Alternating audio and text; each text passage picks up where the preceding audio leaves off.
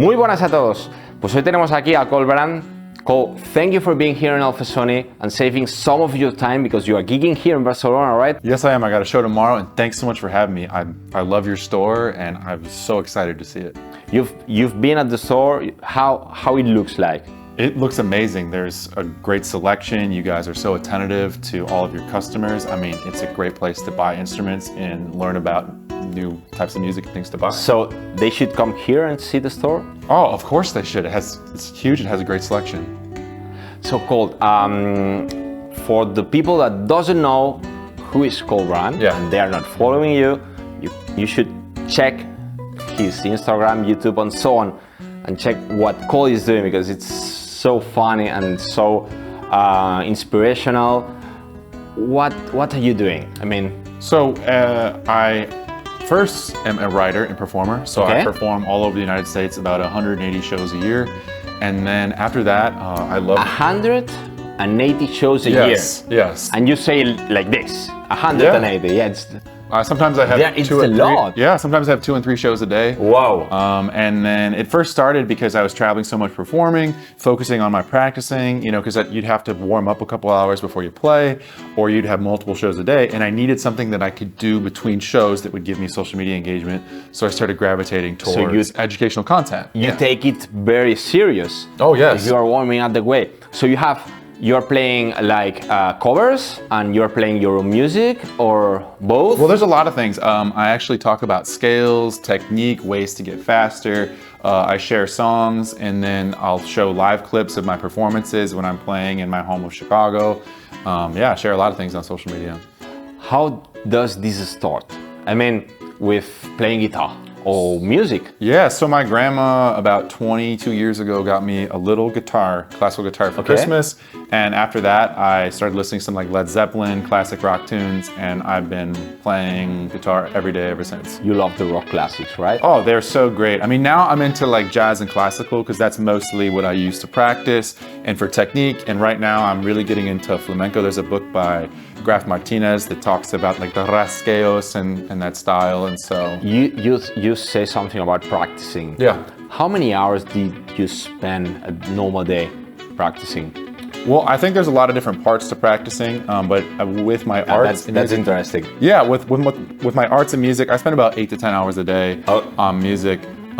If you're talking about just strict technique practicing, probably 2 to 3 hours. But then I have 3 and 4 hours of performance. I have 2 to 3 hours of writing. I think it's really important that especially young musicians listen to a new album every day. I listen to new styles of music. Keep mind open. Yeah, you have to, because I also do production too, mixing, mastering, and the whole thing. So you want to be hearing the newest style. So if a client comes to me and say, hey, I want to sound like Billie Eilish or the Gypsy Kings, for example, then I can do that for them. So it's the first time that you've been out of the States touring, right? First time in Spain. Yeah, it's my first time outside of the US, and I'm here for music, and there's no better thing to be here for. We've read in your webpage that you are a fan of Spanish language and Spanish literature, right? Específicamente... Yes? ¿Está bien? Should I continue? Yeah. Específicamente Netflix en español lo uso para practicar porque los subtítulos en español yo puedo leer, entender y practicar, y cuando veo palabras que no sé, puedo... Claro, puedes buscarlas y entonces entenderlo mejor. Antes nos has dicho que hay mucha gente en Chicago hablando español. Sí, pues, yo pienso que 50%, pero yo no sé, fact check, por favor, but yeah. Pero es muchísima gente que habla español y probablemente no sueles colgar contenido en español. Sí. Entonces, seguramente mucha gente dirá, wow, habla español, le gusta el español. Es una sorpresa, pero me encanta la literatura también. He estudiado la música de jazz y la literatura española en mi universidad. Antes nos decías que para ti el arte es música, cine, literatura. ¿Hay algo de todo eso en tu música? Sí, cuando yo nombro canciones, yo nombro mis canciones de personajes de series de Netflix. Por ejemplo, yo escribí una canción se llama Tokyo. Okay. After the main character in Casa de Papel. I wrote a song for Valeria, which is the main character of the show, Valeria. And I wrote a song called Madrid, based on all that there. Because when the pandemic hit, You have a song called Barcelona? No, I don't, but I can. Oh.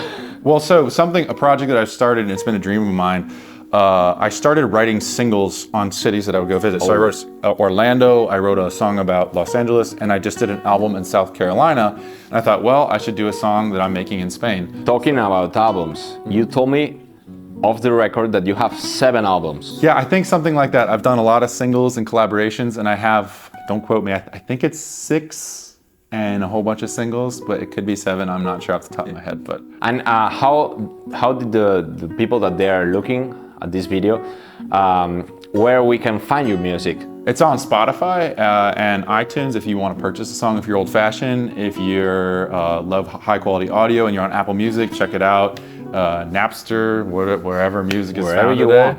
Yeah. Cordoba. Yeah. How do you end up with such a strong brand?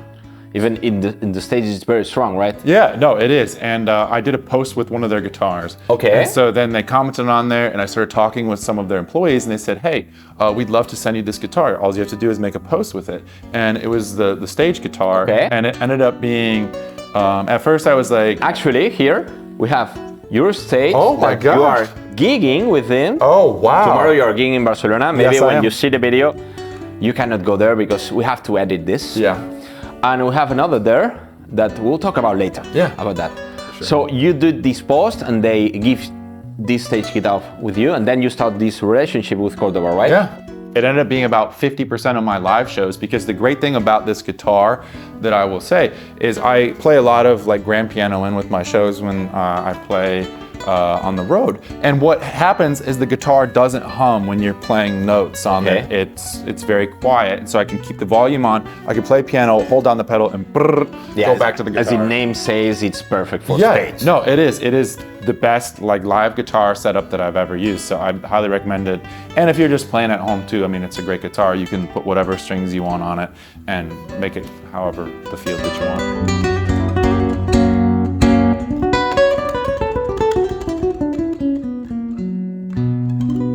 Cole, muchas gracias por venir aquí a Alfasoni. Es algo que siempre hacemos. Si tenéis alguna duda, podéis escribirnos y le vamos a enviar las preguntas a Cole. We're gonna send to you the questions of the people, or maybe you can pass to this video in YouTube and answer questions if you want. Yeah, in the comments or however you'd like me to. I'll respond to all of them in English or Español, o quieres. So see you in the next video. Bye bye. Hasta luego.